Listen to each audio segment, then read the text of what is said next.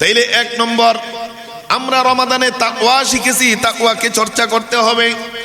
2 নম্বর আমরা রমাদানে সালাতকে শিখেছি, সালাতকে আমাদের চর্চা করতে হবে। এক্সট্রা নামাজ আমরা পড়েছি কি পড়ি নাই? রমাদানে আমরা এক্সট্রা নামাজ পড়েছি, রমাদানে আমরা কিয়ামুল লাইল করেছি, রমাদানে আমরা ইচ্ছা অনুযায়ী যথাসাধ্য চেষ্টা অনুযায়ী সবগুলো সুন্নত নফল আদায় করার চেষ্টা করেছি। রমাদানে আমরা তাহাজ্জুদ পড়ার চেষ্টা করেছি। তাই রমাদানের পরেও আমাকে নামাজের প্রতি বিশেষ যত্নবান হতে হবে। রব্বুল আলামিন সূরাতুল বাকারার 238 নম্বর আয়াতে বলেছেন, হাফিজু আলাস সালাওয়াতি ওয়াস সালাতিল উসতা, যে তোমরা নামাজের উপরে যত্নবান হও, কারণ নামাজ এমন একটি ইবাদত যেই ইবাদতটা কিয়ামতের দিন সর্বপ্রথম হিসাব নেওয়া হবে। রমাদানে আমরা নামাজ পড়েছি, তাহাজ্জুদ করেছি, তাই রমাদান ছেড়ে চলে গেলেও তোমরা তাহাজ্জুদ একেবারে ছেড়ে দিও না। যেই অ্যালার্ম দিয়ে সাহারি খেয়েছো, তাহাজ্জুদ পড়েছো, অ্যালার্মটা আপনি রেখে দেন। আল্লাহ তাআলা বলেন, ওয়া মিনাল লাইলি ফাতাহাজ্জাদ বিহি নাফিলাতাল লাক আসা আন ইয়াবআসাকা রাব্বুকা মাকামাম মাহমুদা। ও নবী, আপনি দাঁড়িয়ে দাঁড়িয়ে কিছু সময় রাতের তাহাজ্জুদ আদায় করেন, কারণ তাহাজ্জুদ এমন একটি নামাজ যেই নামাজ ফরজ নামাজের পরে যার মর্যাদা, এই নামাজ পড়লে আল্লাহ তাআলা আপনাকে সর্বোচ্চ সম্মানিত স্থান মাকামে মাহমুদ আপনাকে দান করে দিবেন। বলি সুবহানাল্লাহ। এই জন্য রমাদান পরবর্তী জীবনেও নামাজ ছাড়া যাবে না। রমাদানে যদি আমি 5 ওয়াক্ত নামাজ পড়ে থাকি আর এখন যদি আবার জুমার নামাজের নামাজি হয়ে যাই, বুঝতে হবে রমাদানের আমল আমার কবুল হয় নাই, রমাদানের সব আমল ধ্বংস হয়ে যাচ্ছে। তাই আমার উচিত হবে, রমাদান যেই প্রভুর সারা বছরও সেই প্রভুই থাকে, এজন্য রমাদানে আমরা যেই রবের ইবাদত করেছি, রমাদান পরবর্তী জীবনেও তার ইবাদত করব। রমাদানে আমরা যেই আল্লাহকে ভয় করেছি, যেই কবরকে ভয় করেছি, যেই আখেরাতকে ভয় করেছি, রমাদান পরবর্তী জীবনে মৃত্যু পর্যন্ত সেই আখেরাতকে আমরা ভয় করব। আমরা যারা শুধুমাত্র জুমাবারে মুসল্লি হয়, শুক্রবারে জুমাতে আসি, তাদের কাছে একটি প্রশ্ন, যে প্রশ্ন কি, যে আপনারা এটা বিশ্বাস রাখেন, আল্লাহকে বিশ্বাস করেন, আখেরাতকে বিশ্বাস করেন, এই বিশ্বাসটা করে আপনি জুমাতে আসেন যে জুমার নামাজ পড়ে আসি। যদি এতটুকু আপনি বিশ্বাস করতে পারেন, আপনি এতটুকু বিশ্বাস করেন না কেন, শুধু জুমার নামাজ দিয়ে আপনার নাজাত হবে না। ونشهد أن لا إله إلا الله وحده لا شريك له الذي لا ضد له ولا ند له ولا مثل له ولا مثيل له. ونشهد أن سيدنا وسندنا وحبيبنا وحبيب ربنا وطبيبنا وطبيب قلوبنا ومولانا محمدا عبده ورسوله. সকলে একটু প্রাণ খুলে প্রিয় নবীজির প্রতি দরুদ পড়ি। আল্লাহুম্মা সাল্লি আলা মুহাম্মাদিন ওয়া আলা আলি মুহাম্মাদ كما صليت على إبراهيم وعلى آل إبراهيم إنك حميد مجيد. اللهم بارك على محمد وعلى آل محمد كما باركت على إبراهيم وعلى آل إبراهيم إنك حميد مجيد اللهم صل وسلم وبارك عليه. قال الله تعالى في كلامه المجيد وفي فرقانه الحميد أعوذ بالله من الشيطان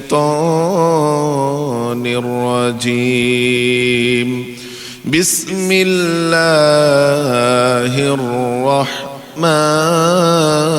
الرحيم يا أيها الذين آمنوا أطيعوا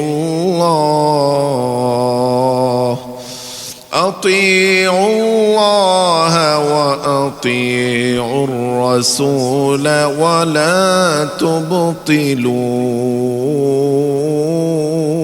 أعمالكم صدق الله مولانا العظيم. উপস্থিত সম্মানিত মুসল্লিয়ানে কেরাম, মুরব্বিয়ানে আযম, মহান রব্বুল আলামিনের দরবারে আজিমুশ শান সেই রব্বে কারীমের দরবারে অসংখ্য গণিত কৃতজ্ঞতার শুকরিয়া জানাই, যিনি আমাদেরকে একটি আজিমুশ শান বরকতপূর্ণ তাৎপর্যপূর্ণ মাস কাটিয়ে একটি সুন্দর ঈদ উল ফিতর উদযাপন করে আমাদের বিশ্বাস এবং আশা অনুযায়ী রব্বুল আলামিনের পক্ষ থেকে আমরা সকলেই ক্ষমাপ্রাপ্ত হয়ে শাওয়াল মাসের প্রথম জুমায় একত্রিত হওয়ার তৌফিকটুকু দিয়েছেন। এজন্য তারই দরবারে উঁচু সুরে বুলন্দ আওয়াজে কৃতজ্ঞতা আর কালিমাত শুকর পড়ি আলহামদুলিল্লাহ।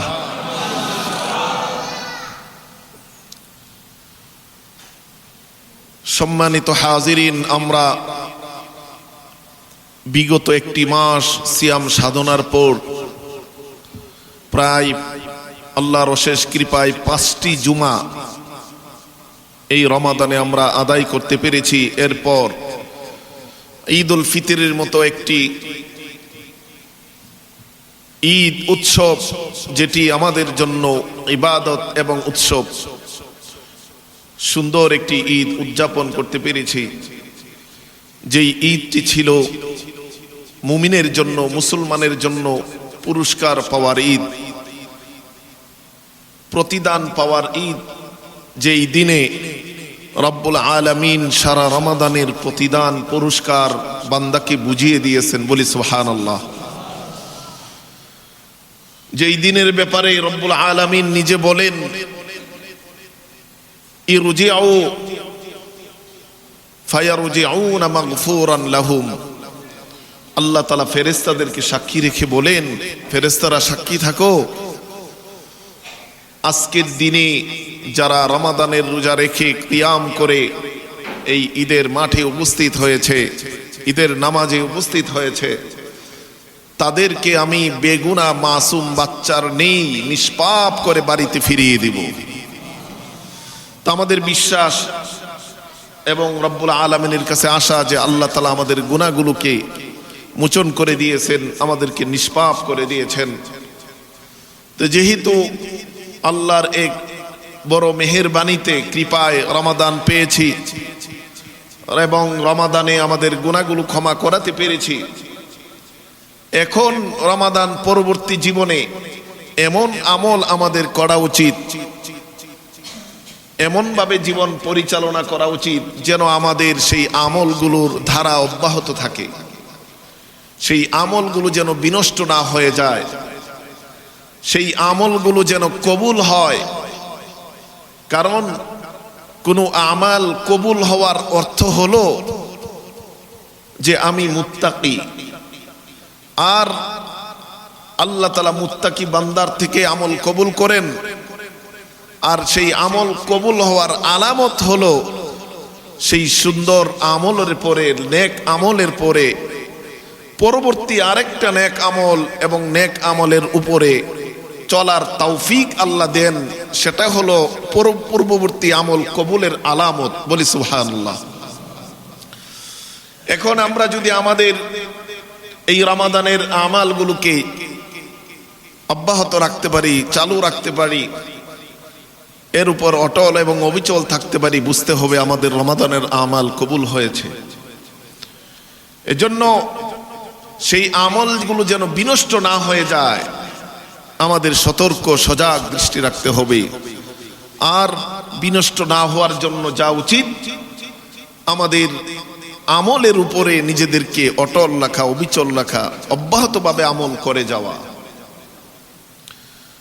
কারণ অনেক কষ্ট করে কিয়ামুল লাইল করেছি, তারাবি পড়েছি, তাহাজ্জুদ পড়েছি, সাহরি করেছি, সারাদিন না খেয়ে উপবাস থেকে সন্ধ্যা ইফতার করেছি। আমলগুলো অবশ্যই কষ্টসাধ্য। সেগুলো যদি বাতিল হয়ে যায়, সেগুলো যদি নষ্ট হয়ে যায়, তাহলে এর প্রতিদান আমরা কিয়ামতের দিন পাবো না। এজন্যই রব্বুল আলামিন সূরাত মুহাম্মদের 33 নম্বর আয়াতে বলেন, ইয়া আইয়ুহাল্লাযীনা আমানু আতিউল্লাহ ওয়া আতিউর রাসূল ওয়া লা তুবতিলু আমালাকুম। ও আমার ইমানদার বান্দারা, তোমরা আমি আল্লাহর আনুগত্য করো, পেয়ারা হাবিব সাল্লাল্লাহু আলাইহি ওয়াসাল্লাম রাসূলের আনুগত্য করো, এবং এমন ভাবে আনুগত্য করো, এমন ভাবে আমল করো যেন তোমাদের আমলগুলো বিনষ্ট না হয়ে যায়। তোমরা তোমাদের নেক আমলগুলোকে নষ্ট করিও না। ওয়ালা তুবতিলু আমালাকুম। আল্লাহ তাআলা বলেন যে তোমরা তোমাদের কষ্ট করে যে নেক আমলগুলো করেছো এগুলোকে বিনষ্ট করিও না।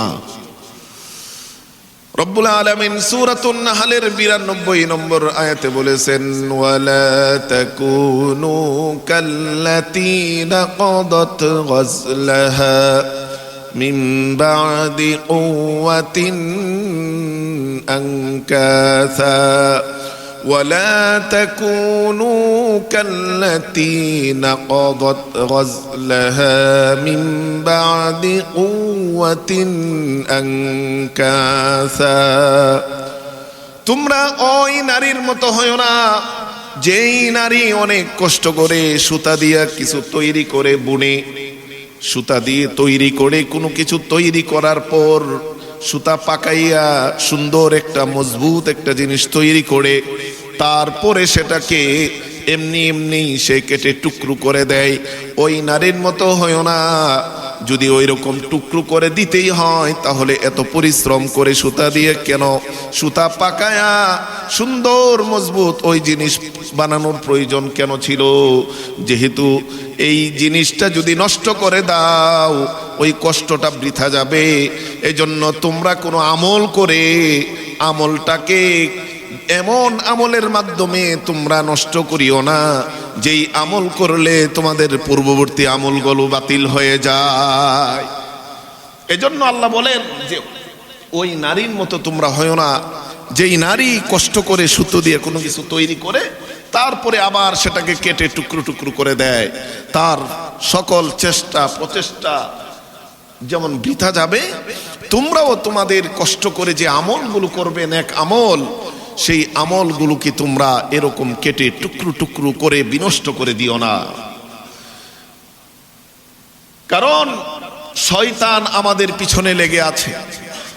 এই মাহে রমাদান আল্লাহ তাআলা আমাদেরকে দিয়েছিলেন যেন আমরা তাকওয়া অর্জন করতে পারি। এজন্য তাকওয়া অর্জনের জন্য শয়তানকে বন্দী রেখেছিলেন। শয়তান আমাদের চিরশত্রু। এই শয়তান আমাদের পিছনে লেগে আছে যে আমি কষ্ট করে আমলগুলো করেছি এগুলো কিভাবে বিনষ্ট করা যায়, নষ্ট করে দেওয়া যায়, সেই চেষ্টায় সে অব্যাহত আছে। আমার চেষ্টা অব্যাহত রাখতে হবে, আমার আমল যেন কোনোভাবেই বিনষ্ট না হয়। রাজি আছি তো ইনশাআল্লাহ? আমাদের আমলগুলো যদি বিনষ্ট হয়, বুঝতে হবে হেদায়েতের পরে গুমরাহি আমরা অনুসরণ করে নিয়েছি। হেদায়েতের পরে গুমরাহি যদি কেউ অনুসরণ করে, তার জীবনের সব আমল বরবাদ হয়ে যায়। হেদায়েতের পরে পথভ্রষ্টতা কেউ অনুসরণ করতে পারে না, পারবে না। কোনো মুমিন যদি হেদায়েত পাওয়ার পরেও আবার পূর্ববর্তী জীবনে যদি ফিরে যায়, তাহলে মাঝখানের যেই কষ্ট করে আমল করেছে সেগুলো সব বরবাদ হয়ে যায়। একটি উল্লেখযোগ্য ঘটনা, বনি ইসরাইলের একটি ঘটনা আল্লাহ তাআলা কোরআনে কারিমে আমাদেরকে বলে দিয়েছেন। সূরাতুল আরাফের 75 থেকে 178 নম্বর আয়াতে আল্লাহ তাআলা বলেন, ওয়াতলু আলাইহিম নাবাআল্লাযী আতাইনাহু আয়াতিনা ফানসালাখা মিনহা فأتبعه الشيطان فكان من الغاوين। নবী, ওই ব্যক্তির ঘটনা আপনি বলে শোনান, বর্ণনা করে শুনিয়ে দেন আপনার উম্মতদেরকে। কোন ব্যক্তি? যেই ব্যক্তিকে আমি আল্লাহ তাআলা নিদর্শন দিয়েছিলাম, আল্লাহ তাআলা আমি বিশেষ পাওয়ার দিয়েছিলাম, ওই ব্যক্তিকে আমি আল্লাহ তাআলা বিশেষ ক্ষমতা দিয়েছিলাম, ওই ব্যক্তির উপর আমি বিশেষ নিয়ামত দিয়েছিলাম। সেই নিয়ামত থেকে সে বেরিয়ে পড়লো, সেই নিয়ামতের সে কদর করে নাই, সেই নিয়ামতকে সে নাফরমানিতে রূপান্তরিত করলো। করার পর শয়তান তার অনুগামী হয়ে গেল, শয়তান তার পিছু নিল, শয়তান তাকে গুমরাহ করে ছাড়লো। ওই ব্যক্তি পথভ্রষ্টদের অন্তর্ভুক্ত হয়ে গেল। বলি নাউযুবিল্লাহ। ওই ব্যক্তিকে তাফসীর ইবনে কাসিরে আল্লামা ইমাদুদ্দিন আবুল ফিদা ইসমাঈল ইবনে কাসির রাহিমাহুল্লাহ তাফসীর ইবনে কাসিরে এই ঘটনা উল্লেখ করেছেন। এই আয়াতটি নাজিল হয়েছে ওই ঘটনার প্রেক্ষিতে, যেই ঘটনাটি ঘটেছিল বনি ইসরাইলের একটি ঘটনা। ওই ব্যক্তি, যেই ব্যক্তিকে আল্লাহ তাআলা বিশেষ নিয়ামত দিয়েছিলেন, নিদর্শন দিয়েছিলেন, ওই ব্যক্তির নাম হলো বালআম ইবনে বাউরা। বালআম ইবনে বাউরা, তাকে আল্লাহ তাআলা এমন নিয়ামত দিয়েছিলেন, যখনই কোনো সে দোয়া করত, তার দোয়াটা আল্লাহ সাথে সাথে কবুল করে নিতে। বলি সুবহানাল্লাহ। যখনই তিনি কোনো দোয়া করতেন, দোয়া করতে দেরি, আল্লাহ তাআলা কবুল করতে দেরি করতেন না। তিনি ছিলেন মুস্তাজাবুদ দাওয়া, দোয়া করবে আর দোয়া কবুল হয়ে যাবে। তো ওই ব্যক্তিকে আল্লাহ তাআলা এত বড় নিয়ামত দেওয়ার পরেও যখন নাকি তার গোত্রের বিরুদ্ধে মুসা আলাইহিস সালাতু ওয়াস সালাম যুদ্ধ করার জন্য, জিহাদ করার জন্য এসেছিল, জাব্বারুন জালেম গোষ্ঠীর বিরুদ্ধে যখন যুদ্ধ করতে এসেছিল, ইসলাম প্রচারের জন্য এসেছিল, তখন ওই ব্যক্তি বালআম ইবনে বাউরা এর গোত্রের লোকেরা সকলে এসে ওই ব্যক্তির কাছে জমা হয়ে গেল, একত্রিত হয়ে গেল।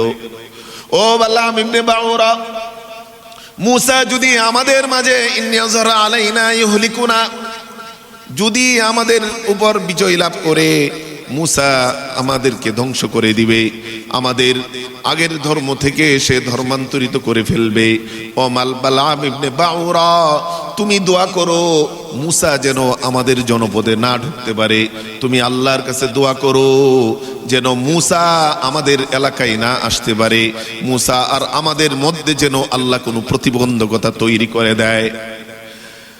বালআম ইবনে বাউরা আল্লাহর কাছে কাশফের মাধ্যমে অনুমতি চাইলেন।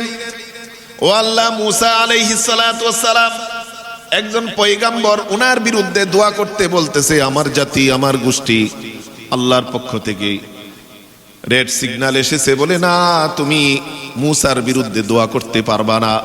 মুসার বিরুদ্ধে দোয়া যদি করো, তোমার যে নিয়ামত দিয়েছি মুস্তাজাবুদ দাওয়া, তুমি দোয়া করলেই কবুল হয়ে যায়, তোমার সেখান থেকেই সেদিন থেকেই তোমার দোয়া আর কবুল হবে না এবং তুমি ক্ষতিগ্রস্তদের অন্তর্ভুক্ত হয়ে যাবে, তুমি পথভ্রষ্টদের অন্তর্ভুক্ত হয়ে যাবে। রব্বুল আলামিনের পক্ষ থেকে এই রেড সিগন্যাল পাওয়ার পর সে আর দোয়া করে নাই। আর তার গোত্রের লোকেরা সকলেই এসে এমন পিরাপিরি শুরু করলো যে না, তুমি আল্লাহর কাছে মুসার বিরুদ্ধে দোয়া করো যেন মুসা আমাদের এলাকায় না আসতে পারে, আমাদের উপর বিজয় লাভ না করতে পারে।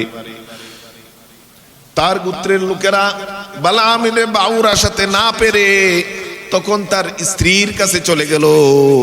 স্ত্রী ছিল চরম সুন্দরী। ওই স্ত্রীর কাছে গিয়ে বলে যে তোমাকে আমরা অনেক টাকার হীরা মণি মুক্তা দিব, অনেক পয়সা দিব, অনেক টাকা দিব, অনেক সম্পদ দিব, তোমার স্বামীকে দিয়ে মুসার বিরুদ্ধে বদদুয়া করিয়ে নাও। বলি না আউযুবিল্লাহ। তখন ওই সুন্দরী নারী তার স্বামী বালাম ইবনে বাউরাকে বলল, তুমি যদি মুসার বিরুদ্ধে দোয়া না করো তাইলে আমি আর তোমার সাথে নাই, আমি আজকে থেকে তোমার সাথে আমি বিচ্ছিন্ন হয়ে যাব। এইভাবে তাকে প্ররোচনায় ফেলে ফাঁদে পেলে বালাম ইবনে বাউরাকে মুসা আলাইহিস সালাতু ওয়াস সালামের বিরুদ্ধে দোয়া করার জন্য রাজি করিয়ে দিলেন। নাউজুবিল্লাহ। রাজি করানোর পর এই বালাম ইবনে বাউরা মুসা আলাইহিস সালাতু ওয়াস সালামের বিরুদ্ধে দোয়া করলেন। দোয়া করার সাথে সাথেই আল্লাহ তাআলা তার জিহ্বাটাকে বুক পর্যন্ত টেনে এনে দিলেন। বলি নাউজুবিল্লাহ। জিহ্বাটা সাথে সাথে তার বুক পর্যন্ত এভাবে ঝুলে পড়লো, কুকুরের মতো তার জিহ্বা দিয়ে পানি পড়তেছে। বলি নাউজুবিল্লাহ। সাথে সাথেই আল্লাহ তাআলা তারকে কুকুরের মতো করে দিলেন। এটাই আল্লাহ তাআলা কোরআনে কারিমে সূরাতুল আরাফের 176 নম্বর আয়াতে বলেছেন, ওয়ালাউ শি'না লারাফা'নাহু বিহা ওয়ালাকিন্নাহু আখলাদা ইলাল আরদি ওয়াত্তাবা'a হাওয়াহু ফামাসালুহু কামাসালিল কালব। এই যে তাকে নিয়ামত দিয়েছিলাম, সে মুস্তাজাবুদ দাওয়া হয়ে গেছিল, তার দোয়া আমি কবুল করতাম। এই নিয়ামতের মাধ্যমে তার সম্মান আমি আল্লাহ আরো অনেক বেশি বাড়াইয়া দিতে পারতাম, কিন্তু না, সে দুনিয়ার দিকে ঝুঁকে গেল। সে দুনিয়ার সম্পদের দিকে ঝুঁকে গিয়ে মুসার বিরুদ্ধে দোয়া করার কারণে আমি আল্লাহ তাকে কুকুরের মতো বানাইয়া দিয়েছি। বলি না আউযুবিল্লাহ। আল্লাহ বলেন ফামাসালুহু কামাসালিল কালব, তার দৃষ্টান্ত হলো কুকুরের নেই, সে একজন কুকুরের মতো হয়ে গেল। ফামাসালুহু কামাসালিল কালব ইন তাহমিল আলাইহি ইয়ালহাত আও তাতরুকহু ইয়ালহাত। কুকুর যেমনি ভাবে, কুকুরকে যদি আপনি তাড়া করেন, কুকুরকে যদি পিছন দিয়ে তাড়া করেন, তেমনি ভাবে যার সে জিহ্বা বের করে হাঁপাতে থাকে। আর যদি তাকে তাড়া নাও করেন, এমনিতে জিহ্বা বের করে হাঁপাতে থাকে। এর অর্থ হলো কুকুর এমন একটা প্রাণী, সে সর্বদা তার জিহ্বা বের করে হাঁপাতে থাকে। তাকে আল্লাহ তাআলা ওই বালাম ইবনে বাউরাকে কুকুরের মতো জিহ্বা বের করে সর্বাবস্থায় হাঁপানো অবস্থায় করে দিলেন। বলি নাউযুবিল্লাহ। তো ওই ব্যক্তির কথা আল্লাহ তাআলা আমাদেরকে বর্ণনা করে শোনাতে বলেছেন প্রিয় নবীকে। কেন? এই ব্যক্তি এত বড় নিয়ামত পেয়েছিল, এত বড় হেদায়েত পেয়েছিল, আল্লাহর এত প্রিয় বান্দা হয়ে গেছিল, যার দোয়া আল্লাহ তাআলা করতে দেরি, কবুল করতে দেরি হতো না। কিন্তু সে দুনিয়ার লোভে পড়ে যখন হেদায়েতকে সে ছেড়ে দিল, গুমরাহিকে যখন প্রাধান্য দিয়ে দিল, আল্লাহ তার পিছনের যত নেক আমল আছে সব ধ্বংস করে তাকে আল্লাহ কুকুরের নেই পাপিষ্ট করে জাহান্নামী করে দিল। এজন্য আল্লাহ তাআলা আমাদেরকে বলেন, ও বান্দা, রমাদানের মতো এত বড় নিয়ামত পেয়েছো, আমল করতে পেরেছো, তৌফিক আমি আল্লাহ দিয়েছি, তবে এই রমাদানের আমলগুলো যেন বিনষ্ট না হয়ে যায়, সেজন্য একবার হেদায়েতের পরে আর গুমরাহির দিকে তোমরা ফিরে যেও না। কারণ যদি ফিরে যাও, ফারতাদ্দু ওয়ালা তারতাদ্দু আলা আনফুসিকুম ফাতানকালিবু খাসিরিন। একবার আমি আল্লাহ হেদায়েত দেওয়ার পরেও তুমি যদি আবার পিছনের জীবনে যদি ফিরে যাও, আল্লাহ তাআলা বলেন তাহলে তুমি অবশ্যই ক্ষতিগ্রস্তদের কাতারে অন্তর্ভুক্ত হয়ে যাবে। এজন্য আমাদের উচিত রমাদানে যেই আমলগুলো আমরা অনুশীলন করেছি, যেই আমলগুলো আমরা চর্চা করেছি, ট্রেনিং নিয়েছি, সেগুলোকে অব্যাহত রাখা। রাজি আছি তো ইনশাআল্লাহ? 1 নম্বর আমল যেটা আমরা রমাদানে অনুশীলন করেছি, চর্চা করেছি, সেটা হলো তাকওয়া। তাকওয়ার চর্চা আমরা রমাদানে করেছি। যে তাকওয়ার অর্থ কি? তাকওয়া অর্থ হলো গুনাহ থেকে নিজেকে বাঁচিয়ে রাখা আর ইবাদতের প্রতি নিজের আগ্রহ তৈরি হওয়া, মনের এমন একটা অবস্থা তৈরি হওয়া যে গুনাহকে আমি প্রচন্ডভাবে ঘৃণা করি, মনের এমন একটা অবস্থা তৈরি হওয়া যে আল্লাহর হুকুমগুলোকে আমি প্রচন্ড করে আগ্রহ করে ভালোবাসি। তাকওয়া হলো আল্লাহর এমন ভয়, যেই ভয় আমাকে অন্তরে গুনাহকে প্রচন্ড ঘৃণা জন্মিয়ে দিবে। আল্লাহর ভয় এমন ভয়, যেই ভয় আমাকে আল্লাহর হুকুমগুলো পালন করতে বাধ্য করবে। এই ভয় যদি অন্তরে থাকে তাহলে সেই তাকওয়ার চর্চা আমার অনুশীলন থাকবে। আব্দুল্লাহ ইবনে মাসউদ রাদিয়াল্লাহু তাআলা আনহু এই তাকওয়ার সংজ্ঞা দিতে গিয়ে বলেন, আইয়ুতা ফালা ইউসা। তাকওয়া হলো অন্তরের এমন একটা অবস্থা, যেই অবস্থা সবসময় আল্লাহ তাআলার আনুগত্য করতে চাই, নাফরমানি করতে চাই না।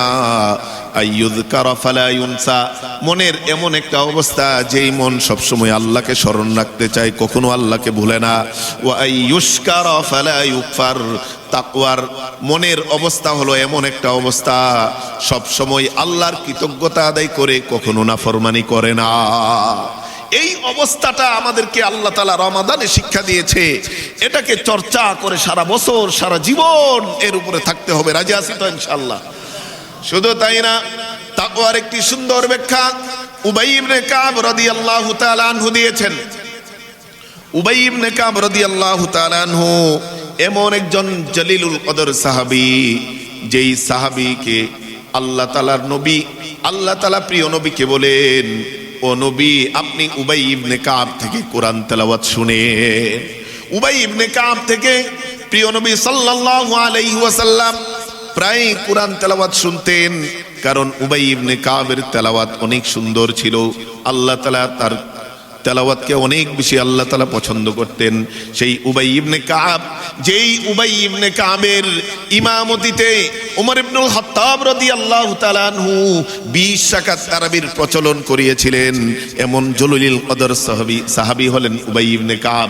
সেই উবাই ইবনে কাব রাদিয়াল্লাহু তাআলা আনহুকে আমিরুল মুমিনিন ওমর ইবনুল খাত্তাব রাদিয়াল্লাহু তাআলা আনহু জিজ্ঞেস করলেন, ও উবাই ইবনে কাব, তুমি তো রাসূলের অত্যন্ত একজন প্রিয় সাহাবী, সব সময় রাসূলের দরবারে ছিলা, রাসূলের দরবারে থেকে তাকওয়ার অর্থ তুমি কি বুঝেছো? তাকওয়ার একটা দৃষ্টান্ত তুমি আমাকে দাও। তাকওয়ার একটা দৃষ্টান্ত তোমার থেকে আমি শুনতে চাই। উবাই ইবনে কাব রাদিয়াল্লাহু তাআলা আনহু সাথে সাথে ডাক দিয়ে বলেন, ও আমিরুল মুমিনিন ওমর ইবনুল খাত্তাব, আপনাকে তাকওয়ার আমি উপমা বা দৃষ্টান্ত দিব, আপনিও আমাকে একটু বলেন, কোনদিন কি আপনি কাঁটাযুক্ত পথে চলেছেন কিনা? ওমর ইবনুল খাত্তাব রাদিয়াল্লাহু তাআলা আনহু বলেন, আমি তো একদিন রাখাল ছিলাম, কত বনে জঙ্গলে চড়েছি, কত কাঁটাযুক্ত পথ আমি অতিক্রম করেছি। তখন উবাই ইবনে কাব বলেন, আপনি যখন কাঁটাযুক্ত পথে আপনি বিচরণ করেছেন, আপনি কিভাবে বিচরণ করেছেন? ওমর ইবনুল খাত্তাব রাদিয়াল্লাহু তাআলা আনহু উত্তর দিলেন, কাঁটাযুক্ত পথে যখন আমি বিচরণ করেছি, অতিক্রম করেছি, আমি খুব সাবধানতার সাথে পা ফেলেছি, আমি খুব সাবধানতার সাথে আমি অতিক্রম করেছি। তখন উবাই ইবনে কাব রাদিয়াল্লাহু তাআলা আনহু বললেন, হ্যাঁ আপনি এমন ভাবে অতিক্রম করেছেন যেন একটা কাঁটাও আপনার পায়ে না বিধে। বলে, হ্যাঁ এমন ভাবে আমি কাঁটাযুক্ত পথে চলেছি, একটা কাঁটা যেন আমার কাপড়ে না ফুটে, একটা কাঁটা যেন আমার পায়ে না বিধে, একটা কাঁটা যেন আমার শরীরে কোনো অঙ্গ প্রত্যঙ্গে না লাগে, এইভাবে আমি চলেছি। উবাই ইবনে কাব তখন আমিরুল মুমিনিন ওমর ইবনুল খাত্তাব রাদিয়াল্লাহু তাআলা আনহুকে ডেকে বলেন, ও আমিরুল মুমিনিন, তাকওয়ার দৃষ্টান্ত হলো এই দুনিয়াতে, এই পৃথিবীটা হলো কাঁটাযুক্ত পথে ভরপুর। এখানে গুনাহ আর গুনাহ, চতুর্দিকে কাঁটা আর কাঁটা। গুনাহ নামক কাঁটা দিয়ে এই পৃথিবীটা ভরপুর। হাতের গুনাহ, পায়ের গুনাহ, চোখের গুনাহ, জিহ্বার গুনাহ, জবানের গুনাহ, সকল গুনার কাঁটা এই দুনিয়ায় বিছিয়ে রাখা হয়েছে। তাই এই দুনিয়ার জীবনে এমন ভাবে আপনি পরিচালনা করবেন, এই দুনিয়ার জীবনে এমন ভাবে বিচরণ করবেন, এই দুনিয়ার জীবনে আপনি এইভাবে ব্যবসা করবেন, চাকরি বাকরি করবেন, এই দুনিয়ার জীবনে আপনি আপনার ব্যক্তিগত জীবন, পারিবারিক জীবন, সামাজিক জীবনকে পরিচালনা করবেন, যেন এই পৃথিবীর এই কাঁটা, এই গুনাহ যেন আপনার পায়ে একটাও স্পর্শ না করে, একটাও যেন কাঁটা যেন আপনার শরীরে স্পর্শ না করে। আর এই কাঁটাযুক্ত পথ থেকে নিজেকে পরিহার করে, কাঁটা যেন না বিধে শরীরে, এইভাবে নিজেকে বাঁচিয়ে যদি আপনি চলতে পারেন, এটা হলো তাকওয়ার জীবন। আর এটাই হলো মুত্তাকিদের একটা দৃষ্টান্ত।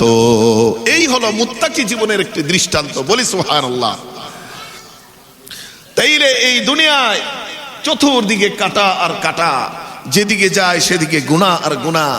সকল গুনাহ থেকে যদি গুনাহমুক্ত জীবন যদি আমি গড়তে পারি, তাহলে বুঝতে হবে আমার তাকওয়ার অনুশীলন হচ্ছে, আমার তাকওয়ার চর্চা হচ্ছে। আর যদি আমার কাঁটা যদি বিঁধে যায়, সাথে সাথে কাঁটাকে খুলে তওবা করে নিতে হবে। সেটাও মুমিনের জীবন, তাকওয়ার জীবন। বলি সুবহানাল্লাহ।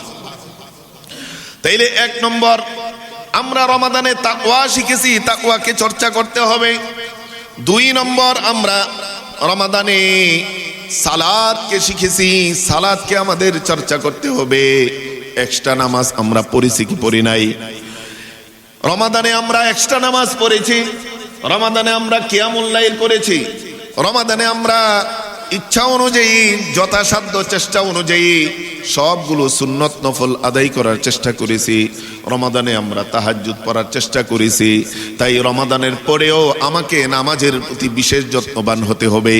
রব্বুল আলামিন সূরাতুল বাকারার 238 নম্বর আয়াতে বলেছেন, হাফিজু আলাস সালাওয়াতি ওয়াস সালাতিল উসতা, যে তোমরা নামাজের উপরে যত্নবান হও। কারণ নামাজ এমন একটি ইবাদত, যেই ইবাদতটা কিয়ামতের দিন সর্বপ্রথম হিসাব নেওয়া হবে। রমাদানে আমরা নামাজ পড়েছি, তাহাজ্জুদ পড়েছি, তাই রমাদান সেরে চলে গেলেও তোমরা তাহাজ্জুদ একেবারে ছেড়ে দিও না। যেই অ্যালার্ম দিয়ে সাহারি খেয়েছো, তাহাজ্জুদ পড়েছো, অ্যালার্মটা আপনি রেখে দেন। আল্লাহ তাআলা বলেন, ওয়া মিনাল লাইলি ফাতাহাজ্জাদ বিহি নাফিলাতাল লাক আসা আন ইয়াবআসাকা রাব্বুকা মাকামান মাহমুদা। ও নবী, আপনি দাঁড়িয়ে দাঁড়িয়ে কিছু সময় রাতের তাহাজ্জুদ আদায় করেন। কারণ তাহাজ্জুদ এমন একটি নামাজ, যেই নামাজ ফরজ নামাজের পরে যার মর্যাদা, এই নামাজ পড়লে আল্লাহ তাআলা আপনাকে সর্বোচ্চ সম্মানিত স্থান মাকামে মাহমুদ আপনাকে দান করে দিবে। বলে সুবহানাল্লাহ। এই জন্য রমাদান পরবর্তী জীবনেও নামাজ ছাড়া যাবে না। রমাদানে যদি আমি 5 ওয়াক্ত নামাজ পড়ে থাকি, আর এখন যদি আবার জুমার নামাজের নামাজি হয়ে যাই, বুঝতে হবে রমাদানের আমল আমার কবুল হয় নাই, রমাদানের সব আমল ধ্বংস হয়ে যাচ্ছে। তাই আমার উচিত হবে, রমাদান যেই প্রভুর, সারা বছরও সেই প্রভুই থাকে। এজন্য রমাদানে আমরা যেই রবের ইবাদত করেছি, রমাদান পরবর্তী জীবনেও তার ইবাদত করব। রমাদানে আমরা যেই আল্লাহকে ভয় করেছি, যেই কবরকে ভয় করেছি, যেই আখেরাতকে ভয় করেছি, রমাদান পরবর্তী জীবনে মৃত্যু পর্যন্ত সেই আখেরাতকে আমরা ভয় করব। আমরা যারা শুধুমাত্র জুমাবারে মুসল্লি হয়, শুক্রবারে জুমাতে আসি, তাদের কাছে একটি প্রশ্ন, যে প্রশ্ন কি, যে আপনারা এটা বিশ্বাস রাখেন, আল্লাহকে বিশ্বাস করেন, আখেরাতকে বিশ্বাস করেন, এই বিশ্বাসটা করে আপনি জুমাতে আসেন, যে জুমার নামাজ পড়ে আসি। যদি এতটুকু আপনি বিশ্বাস করতে পারেন, আপনি এতটুকু বিশ্বাস করেন না কেন শুধু জুমার নামাজ দিয়ে আপনার নাজাত হবে না? এটা কেন বিশ্বাস করেন না ভাই? তাই জুমার শুধু জুমার মুসল্লি হলে চলবে না। আল্লাহ বলেন, হাফিজু আলাস সালাওয়াত, নামাজগুলোকে সংরক্ষণ করো, 5 ওয়াক্ত নামাজি হয়ে যাও। যেমনি ভাবে জুমার নামাজ সেই রবের পক্ষ থেকে, 5 ওয়াক্ত নামাজও সেই রবের পক্ষ থেকে। রমাদানে যেমন 5 ওয়াক্ত নামাজ পড়েছি, রমাদান পরবর্তী জীবনেও 5 ওয়াক্ত নামাজের উপরে আমাদের অনুশীলন চর্চা থাকতে হবে। রাজি আছি তো ইনশাআল্লাহ? 3 নম্বর আরেকটি আমল তিলাওয়াতুল কোরআন। রমাদানে আমরা সাধ্য অনুযায়ী তেলাওয়াত করেছি, কোরআন তেলাওয়াত করেছি, কারণ কোরআন নাজিলের মাস। তেলাওয়াত করেছি, এখনো আমাদের কোরআন তেলাওয়াত একেবারেই ছাড়া যাবে না। কমপক্ষে 1 পৃষ্ঠা, 2 পৃষ্ঠা, 3 পৃষ্ঠা কোরআন পড়তেই হবে, কারণ কোরআন এমন একটি ঐশী বাণী যার ব্যাপারে আল্লাহ তাআলা বলেন আর রহমানু আল্লামাল কুরআন খালাকাল ইনসান। যেই আল্লাহ তাআলা রহমান, আল্লাহ কোরআন শিখিয়েছেন, তারপরে মানুষ সৃষ্টি করেছেন। এর অর্থ হলো আমার সৃষ্টির আগেই আল্লাহ তাআলা আমাকে কোরআন শিক্ষার জন্য নির্দেশনা দিয়েছেন। এখন যদি আমি কোরআন, রমাদান চলে গেছে, কোরআনকে যদি ছেড়ে দেই, আল্লাহ তাআলা আমার বিরুদ্ধে, আমাদের প্রিয় নবী রাসূল কিয়ামতের দিন আমাদের বিরুদ্ধে নালিশ করবে। সূরাতুল ফুরকানের 30 নম্বর আয়াতে আল্লাহ তাআলা বলেন ওয়াকালার রাসূলু ইয়া রাব্বি ইন্না কওমি ইত্তাখাযু হাযাল কুরআনা মাহজুরা। সেই দিন রাসূল বলবেন, ও রব, কোরআন নাজিলের মাস রমজানে তারা কিছু কোরআন পড়েছিল, সারা বছর কোরআন উপরে সাজিয়ে রেখেছিল, আর কোরআন পড়ে নাই। কোরআনকে তারা পরিত্যাগ করেছিল। কোরআন পরিত্যাগ করার কারণে রমজানের যেই আমলগুলো আছে সেই আমলগুলো বিনষ্ট হয়ে গেছে। বিনষ্ট হয়ে যাওয়ার কারণে রাসূল আমাদের বিরুদ্ধে কিয়ামতের দিন কোরআন পরিত্যাগ করার কারণে নালিশ করবেন। বলি নাউজুবিল্লাহ। এই জন্য কোরআন রমাদান পরবর্তী জীবনও আমাদের কোরআনকে একেবারে ছাড়লে চলবে না। আমি যতটুকু পারি ততটুকু পড়বো। প্রত্যেক দিন কমপক্ষে 10 মিনিট 15 মিনিট সময় কোরআনের জন্য বরাদ্দ রাখবো। রাজি আছি তো ইনশাআল্লাহ? তাইলে 1 নম্বর তাকওয়ার অনুশীলন, 2 নম্বর নামাজের অনুশীলন, নামাজে অব্যাহত থাকবো, 3 নম্বর কোরআন তেলাওয়াতে আমরা অব্যাহত থাকবো, কোরআনের অনুশীলন চালিয়ে যাব, 4 নম্বর রমাদানে যে জিকির আজকার করেছি, আল্লাহকে স্মরণ করেছি, সুবহানাল্লাহ, আলহামদুলিল্লাহ, লা ইলাহা ইল্লাল্লাহ, আল্লাহু আকবার, প্রিয় নবী সাল্লাল্লাহু আলাইহি ওয়াসাল্লামের উপর দরুদ পড়েছি, যেই জিকিরগুলো করেছি সেই জিকিরগুলো আমরা অনুশীলন করব, চর্চা রাখবো, অব্যাহত রাখবো। 4 নম্বর। 5 নম্বর আসিয়াম। রমাদান আমাদেরকে রোজা শিখিয়েছে, রোজা রেখেছি। 5 নম্বর আমাদেরকে এই শাওয়াল মাসেও রোজা রাখতে হবে। এই শাওয়াল মাসের রোজা বিশেষ ফজিলত। প্রিয় নবী সাল্লাল্লাহু আলাইহি ওয়াসাল্লাম মুসলিম শরীফের 1164 নম্বর হাদিস, রাসূল বলেন, আবু আইয়ুব আনসারী রাদিয়াল্লাহু তাআলা আনহু থেকে বর্ণিত হাদিস, রাসূল বলেন, মান সামা রমাদান সুম্মা আতবাআহু সিত্তাম মিন শাওয়াল কানা কাসিয়ামিদ দাহার। যে ব্যক্তি রমাদানের 30টি রোজা রাখলো, তারপরে শাওয়াল মাসের 6টি রোজা রাখলো, আল্লাহ তাআলা তার আমল নামায় সারা বছর রোজা রাখার সওয়াব প্রদান করে দিবেন। বলি সুবহানাল্লাহ। বলে কিভাবে আল্লাহ তাআলা এই 36 রোজা রাখার কারণে কিভাবে আল্লাহ সারা বছরের সওয়াব দিবেন? আল্লাহ তাআলা কোরআনে বলেন, মান জাবিল হাসানাতি ফালাহু আশরু আমসালিহা। কোন বান্দা যদি নেক আমল করে, নেক আমলের প্রতিদান কমপক্ষে তার প্রতিদান আল্লাহ 10 গুণ বাড়াইয়া দেন। বলি সুবহানাল্লাহ। কমপক্ষে 10 গুণ বাড়িয়ে দিবেন।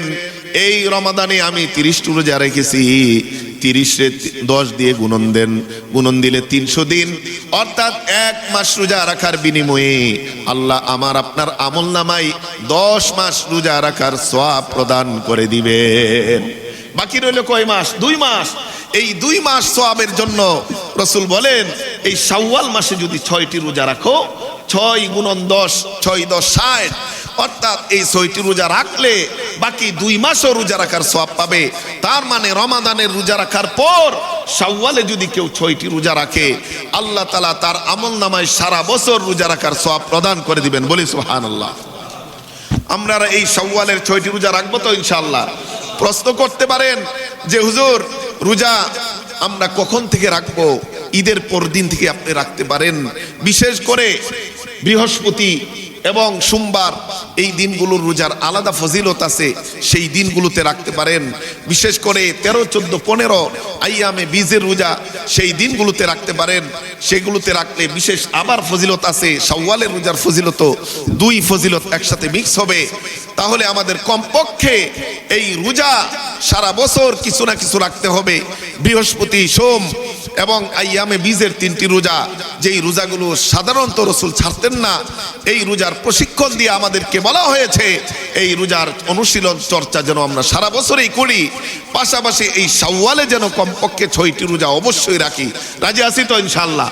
যদি কারো এই শাওয়ালে 6 রোজা রাখতে গিয়ে প্রশ্ন করতে পারেন, যদি কারো কাজা রোজা থাকে, যদি রমাদানে কোনো কারণে অসুস্থতার কারণে অথবা সফরে থাকার কারণে কারো যদি রোজা ভেঙে থাকে, বিশেষ করে মা বোনদের অসুস্থতার কারণে যেই রোজাগুলো ভাঙ্গা হয়ে গেছে, তাদের কর্তব্য হলো যে আগে কি করে নেওয়া, এই কাজা রোজাগুলো আদায় করে নেওয়া, তারপরে কি করা, শাওয়ালের 6 রোজা রাখা। হ্যাঁ, যদি আপনার এমন হয় যে আপনার শঙ্কা যে আগামী কাজা রোজা যদি করতে যায়, শাওয়ালের 6 রোজা কি হয়ে যেতে পারে, ছুটে যেতে পারে, তাহলে আপনি শাওয়ালের 6 রোজা রাখলেও ইমাম আবু হানিফা রাহিমাহুল্লাহ বলেন আপনি 6 রোজার মর্যাদা পেয়ে যাবেন। বলি সুবহানাল্লাহ। আমাদের ইমাম আবু হানিফা রাহিমাহুল্লাহর মাসলাক হলো যে আপনি যদি ওই কাজা রোজা না রেখেও আপনি যদি কি করেন, শাওয়ালের 6 রোজা রাখেন, শাওয়ালের এই 6 রোজার সওয়াব আল্লাহ প্রদান করে দিবেন। তবে আগে কাজাটা রেখে নেওয়া ভালো, করে নেওয়া ভালো, কারণ কাজাটা আপনার উপর ফরজ, আর এই শাওয়ালের 6 রোজা হলো নফল। কারণ ফরজটা যখন আপনার উপরে থাকবে, কোনো কারণে আল্লাহ আপনাকে নিয়ে গেলে ফরজটা রেখে আপনি মৃত্যুবরণ করবেন। এজন্য আগে কাজা করে নেওয়া ভালো। তবে কারো কোনো যদি নিয়ত যদি বলেন যে না আমি আগে শাওয়ালের 6 রোজা আগে রাখবো, তাহলে রাখতে পারবেন।